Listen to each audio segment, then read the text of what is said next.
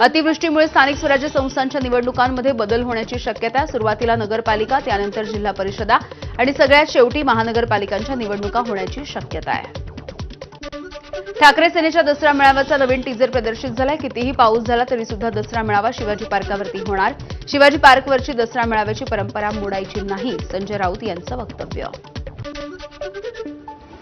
8 आणि 9 ऑक्टोबरला पंतप्रधान नरेंद्र मोदी हे महाराष्ट्राच्या दौऱ्यावरती येतील. मुख्यमंत्री फडणवीसांची माहिती. मोदींचा दौरा हा पूर परिस्थितीबद्दल नसून फिनटेक फेस्टिव्हलसाठी होणार असल्याचं फडणवीसांनी सांगितलंय.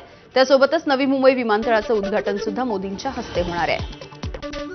ओबीसी मेळाव्यासाठी मोठ्या प्रमाणावरती बॅनरबाजी. मात्र बॅनरवरती लक्ष्मण हाकेंचा फोटो नसल्यामुळे हाके नाराज असल्याची चर्चा. ओबीसी मेळाव्याच्या नंतर भूमिका जाहीर करणार असल्याची हाकेंची प्रतिक्रिया. ज्यांच्या आवाहनाच्या नंतर आम्ही आंदोलन उभं केलं ते आमच्या मागे कुठेही नाहीत. आंदोलनासाठी एका पैशाची सुद्धा मदत झालेली नाही. लक्ष्मण हाकेंनी आपल्या मनातली खंत बोलून दाखवली. ओबीसी आंदोलनाच्या पोस्टवरून दीपक केदार यांनी लक्ष्मण हाकेंना डिवचलंय. पोस्टवरून रडू नका, पडू नका, चळवळ सोडू नका, दंगलखोर भूमिकेमधून बाहेर या, असं दीपक केदार म्हणाले. अहिल्यानगरमध्ये ओबीसी आंदोलन. लक्ष्मण हाके यांच्या गाडीवरती हल्ला झाला. आरणगाव बाह्यवळण रस्त्यावरती हाके यांच्या गाडीवरती अज्ञात तरुणांनी काठ्यांनी हल्ला केलाय.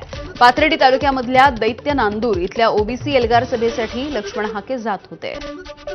बीडमधील ओबीसी मेळाव्यामुळे आमदार गोपीचंद पडळकरांनी त्यांच्या दसऱ्या मेळाव्याची तारीख बदलली. 28च्या ऐवजी 30 सप्टेंबरला मेळावा होणार असल्याची पडळकरांची माहिती आहे. 10 ऑक्टोबरला नागपूर इथे ओबीसींचा भव्य मोर्चा काढला जाणार आहे. विजय वडेट्टीवारांची माहिती. तसंच हा मोर्चा कोणत्या नेत्यांनी केलेला नाही. आम्ही ओबीसी कार्यकर्ते म्हणूनच मराठा आरक्षणाच्या जीआरचा विरोध करणार असल्याचं वडेट्टीवारांचं स्पष्टीकरण.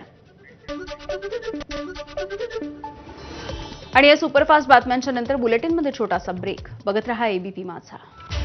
काय आहे की हे जे काही बुद्धिवंत आहेत त्यांना बुद्धी